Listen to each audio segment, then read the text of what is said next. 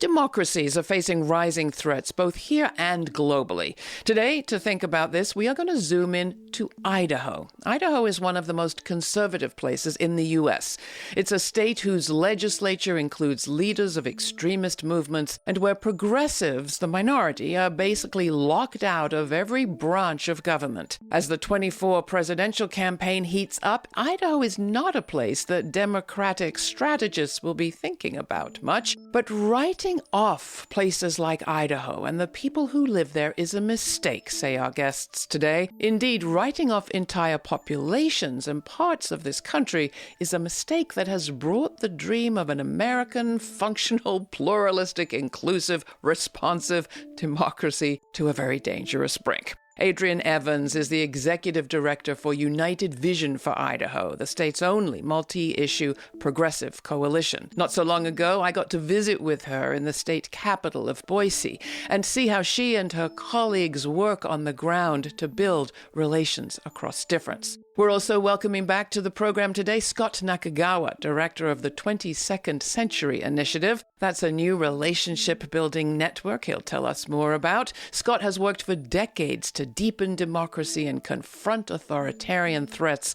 starting in the 1980s, confronting white militias in the U.S. Northwest. A little later, we will get a glimpse of the Rural Democracy Summit that both Scot and I participated in Boise in November of 2023. But first, it is my great pleasure to welcome back to the program Adrienne Evans and Scot Nakagawa. Thanks for being here both. Welcome. Thanks so much, Laura. When we last spoke, I guess it was probably a couple of years ago, you were about to embark on what sounded like an extraordinary project. Can you tell us about that, what you've been doing in the last couple of years or so? Yes. So at that time, after the event of COVID, we were trying to figure out how to reach people across a state that's as vast and rural as Idaho. And so we had access to a text-based program, and we reached out with one question after the 2020 election. And from there, now it has been 3 years, and we've had hundreds of thousands of conversations stretching Idaho, North Carolina, Georgia, New York, Oregon, and now West Virginia. And we're learning a lot. We're learning a lot about what are the underlying currents that are making people feel broken, that are causing them to gravitate towards authoritarianism and abandon democracy. And we are learning how to have conversations across difference and be able to really, see each other as human beings and not just as an opposing political party. And how did this happen? You're starting with one question on a text message to a complete stranger? Yeah, it's a really unique process. So there's only one outbound question that you will get. Our country may be more divided than it's ever been. What do you think is causing this? From that point forward, you never have another scripted response. You are coupled with a person, often people across the country who've never had a conversation with someone living in a rural place before. And together, you'll explore the differences, the commonalities, the challenges, and figure out what is it that we both are feeling and what maybe caused that, what's underlying that. I think one of the things that we say text message, but this is such a unique program, we're also learning about language, what language works and what doesn't. So you don't just have people off there on their own having text messages. You have a project with some heft to it. Absolutely. So it is a very, very robust training. There's a 62-page searchable narrative guide to help people learn, right? We all have to learn how to do these things, learn how to have nuanced conversations based on anything someone says to you, to do so with respect, but also that doesn't mean sacrificing our ideas or beliefs, right? It means understanding that we have to act with humility, and grace, for each other. And that's the way forward. How do they go? Give us an example. Sometimes they start like you would imagine, very vitriolic, very suspicious. The number one thing that people say to us is, no one from your side has ever reached out to ask what I think or feel before. The responses often get to a point of, thank you. Thank you for taking the time. Thank you for learning about my experience so that maybe we can deeply understand each other differently. And it's humanizing, not just the people that we're talking to, but it's humanizing the people that are doing the outreach to see the struggle that often, is very invisible because we haven't made rural places a priority in this country. So, Scot, looking at what is happening there in Idaho and across the country, but United Vision for Idaho at the heart, what role is it playing? How significant is what they've done, given how many urgent things are out there that you can see? Well, the Northwest, Idaho and Oregon in particular, have been early adopters of this sort of white nationalist mode of organizing on the part of white supremacists in the United States. The story goes all the way back to the early 80s, when Idaho and Oregon and other Northwest states were targeted by the white supremacist movement of that time in a campaign of strategic realignment and institution building that they launched in that period. The Northwest was considered the whitest part of the country, and therefore the most ripe to create a white homeland in. In Idaho, they established the Aryan Nations compound, and in Oregon, they moved organizers, neo-Nazi professional academics and intellectuals, and money to the state in order to be able to build the base there for far-right ideas and anti-democratic organizing. So the particular targeting of the Northwest has resulted in us being kind of a bellwether for the country. It is a harbinger of where we may be soon in many other parts of the country, and therefore really important for us to learn from and intervene in. As you describe it, I feel my heart racing, and I think about the rise of white nationalism and militia organizations, and you've been part of confronting some of them. Typically, what we've seen called for up from progressive forces is legal prosecutions, arrests, detentions, incarceration, the banning of certain organizations. Do we have time for 700 text messages? We always have time for 700 text messages. The problem is that we often feel we have no time. We react to every emergency and don't make the kinds of investments in the future we need to make. One of the most important things that we can engage in now is foresight planning, to think ahead to what might happen at each turn. We lose our ability to affect elections as majorities. What do we do next? If we turn to the boycott and to the general strike and that doesn't work, what else do we need to do? What kinds of alternative institutions do we need to create? What kinds of formations do we need to create in order for people to remain engaged and fight again for the right to organize and dissent against our government? And Adrienne, I'd have you answer that question too. I hear the case, but I also imagine that you have at various times felt the urgency. Talk about why this strategy now and what you make of the kind of calling for prosecutions, incarceration strategy that's been so often pursued. Yes. And to be honest, what I would say is that some of the impetus for this outreach was not just to help bridge the American people and the divide that we face. It was also a wake-up call to the progressive movement, who have taken the most expedient path that I would argue have led us to this moment.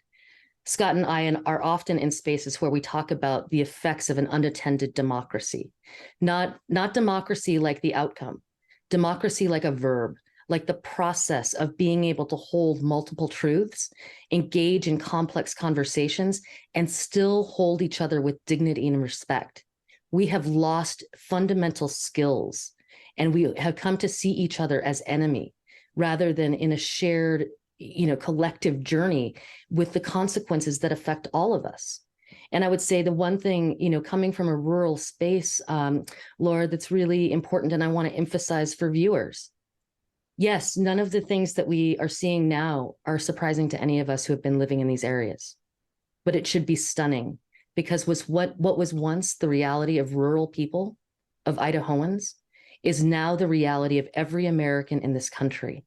We have lost so many of the levers of power that it takes but one, piece of legislation to strip away rights and the right federal judge to make that the reality for every person in this country. What won't work is to treat people like products, Like all that they have to do is vote and will only come around and talk to you every 2 or 4 years. We have a lot of people on this show that describe what they see as happening as being a backlash. That certain people, disproportionately white, male, cisgendered people, are feeling insecure and experiencing a sense of threat at the rise of a multiracial America, demographically speaking, not to mention the LGBTQ rights movement, feminism, immigration rights, civil rights, you name it. Is that analysis wrong? Scott, and then Adrienne.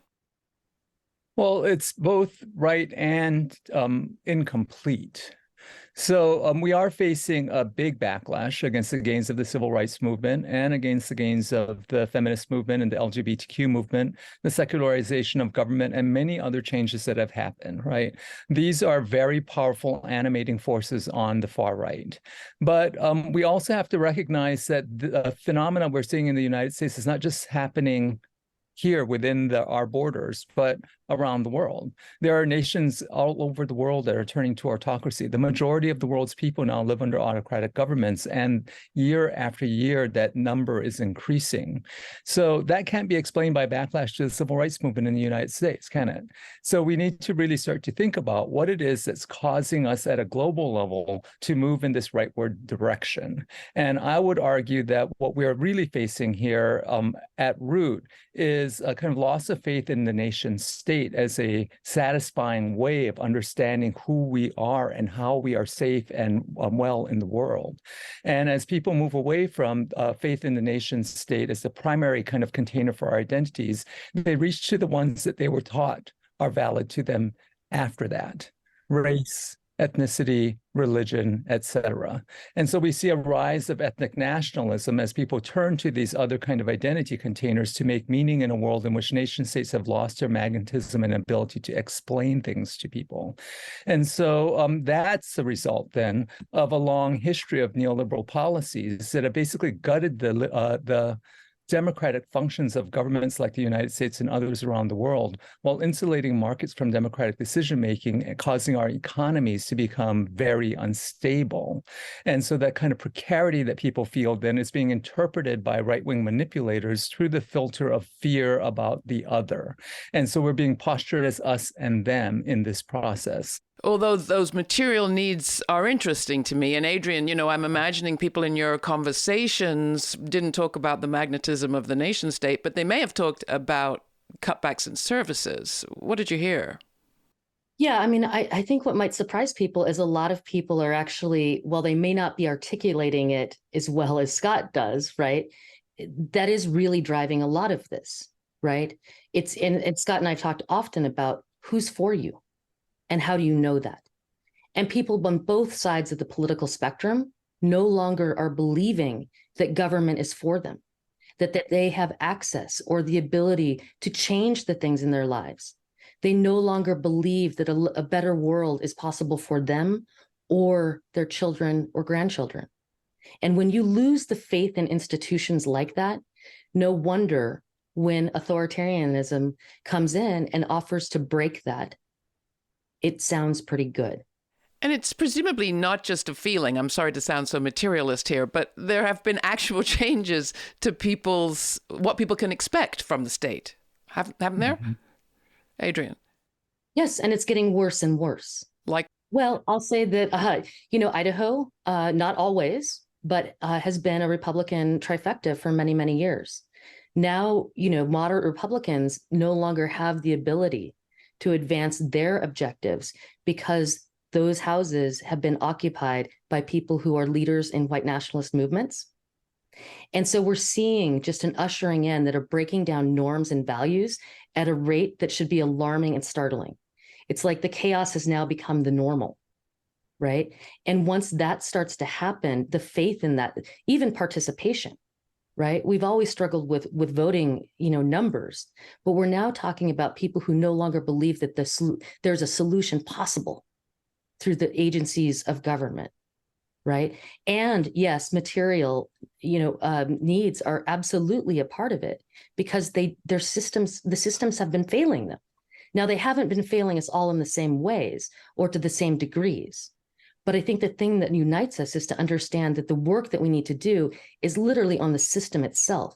There are lots of things that we actually agree on that could help us save the democracy that we have and build on it going forward together. But again, that is deep work and it takes a real investment. And to Scot's point, when we treat people like transactions, we will never arrive at that point. This is the Laura Flanders Show. Laura's guests are Adrienne Evans, Executive Director of United Vision for Idaho, or UVI, and Scot Nakagawa, Director of the 22nd Century Initiative. Laura and Scot traveled to Boise, Idaho, to take part in UVI's Rural Democracy Summit in November. Part of that summit was a trip into rural Idaho. Next, we'll hear one of the conversations recorded on that trip with garage owner Randy Taylor in the tiny hamlet of Notus, not far from where Evans grew up. All that, plus Laura's closing commentary on how Americans did once topple an autocracy and what the writers of the Constitution did in response. You can watch this episode on our website at lauraflanders.org and see Laura and her guests in action at the summit and on that rural tour around Boise. The Laura Flanders Show also airs on public TV as well as on community radio, in addition to as a podcast. All the details are at lauraflanders.org. That's also where you can subscribe to our newsletter to receive information on all of our web exclusives, including the full uncut conversation from today's show. Our discussion continues, but first here's the Miles James remix of Something's Going On by Coco Roco from their Could We Be More Remixes project, released on Brownswood Records.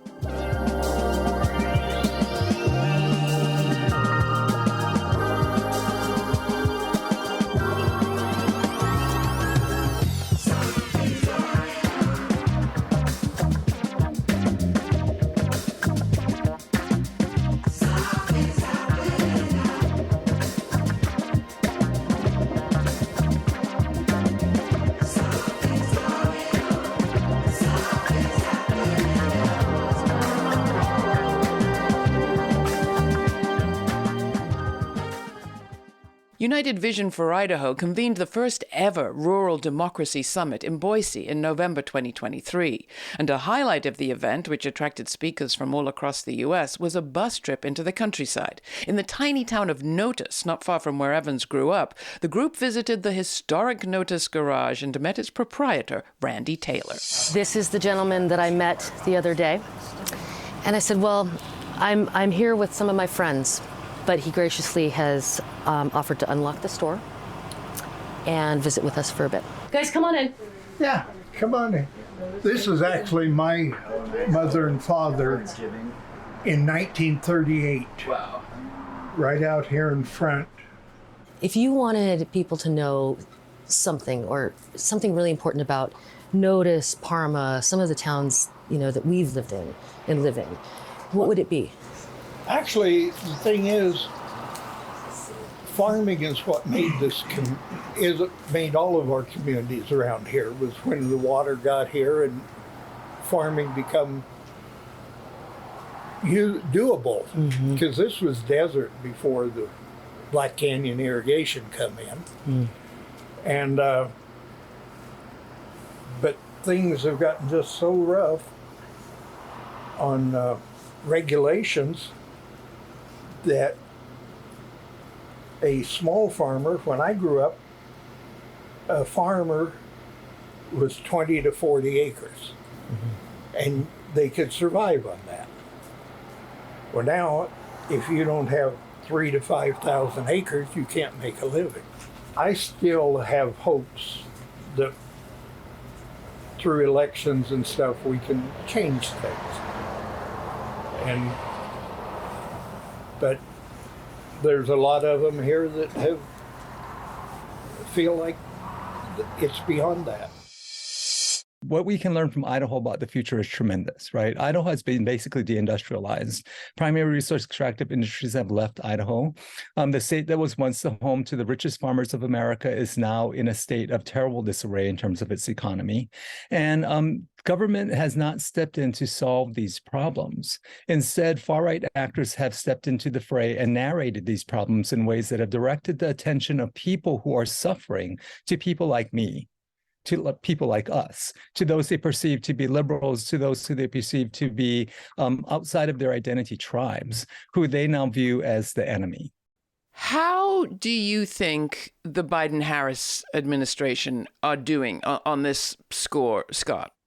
Well, the Biden-Harris administration has done some good things, but my greatest concern about the Biden-Harris administration strategy in this moment is that they're specifically trying to compete for the attentions of white voters, right?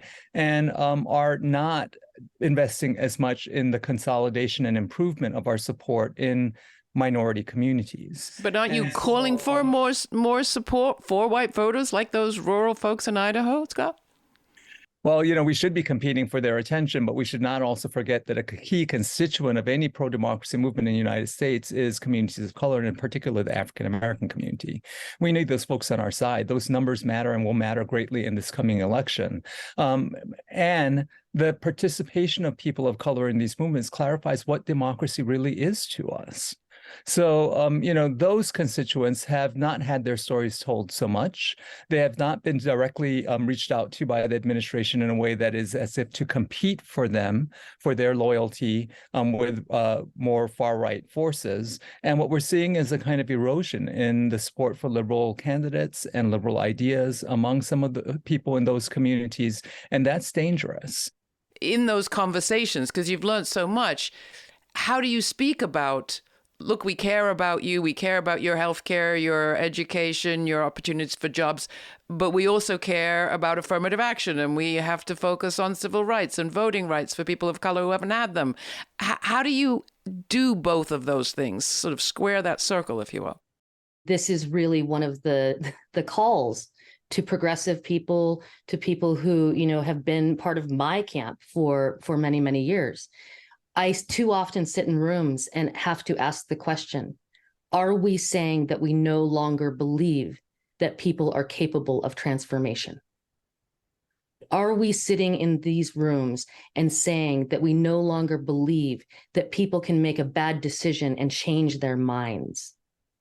And I would say too often we are, and we're not being real honest about that.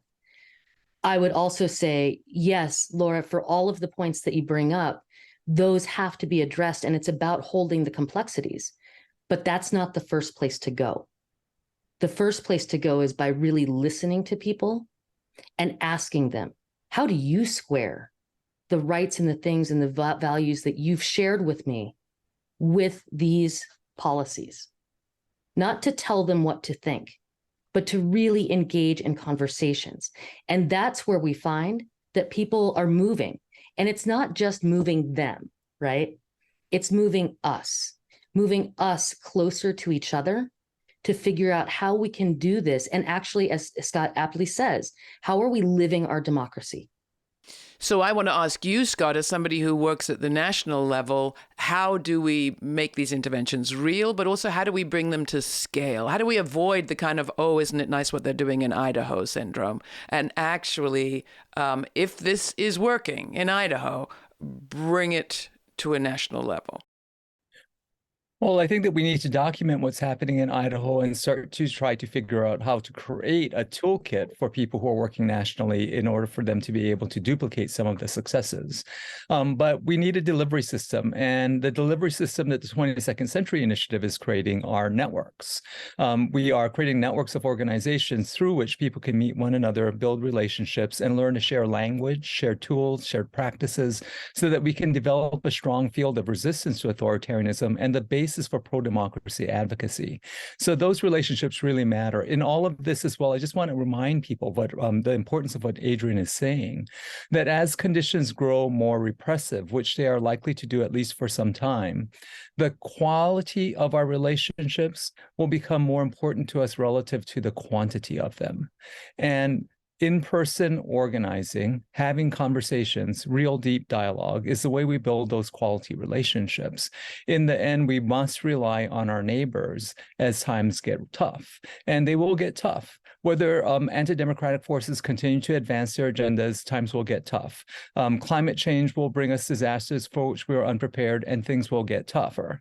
And we see patterns in the United States now in terms of people's choices about where they live, where more and more people are moving to only 15 states and to metropolitan areas in those states.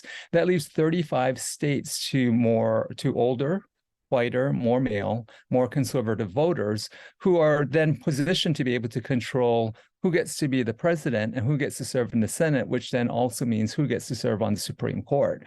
And so that reality that's looming ahead of us, all of those things are things that we need to go about trying to build the muscle to be able to fight in that context now. And that's what they're doing in Idaho. Well, I want to thank you both so much for the work you do and the way you talk about it and for the invitation to come to Boise. Thank you. Thank you. Thank you. Why is it so easy for a minority to wield power in these United States? Well, history contains more than clues. We're taught a lot about the constitutional debates between farmers and merchants and the power of the slave states. We think less about the fear those lawmakers had of the unruly urban mob.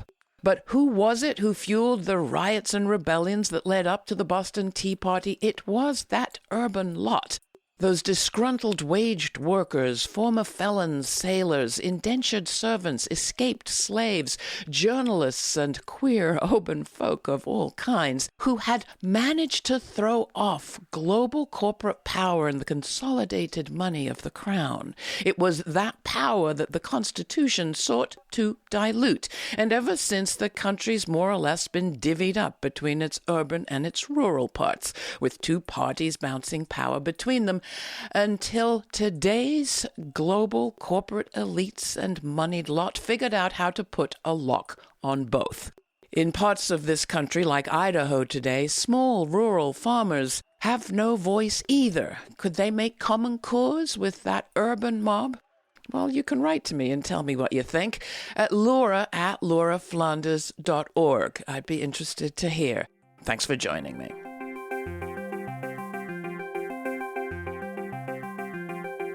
For more information, check out our show notes posted at patreon.com/TheLF Show.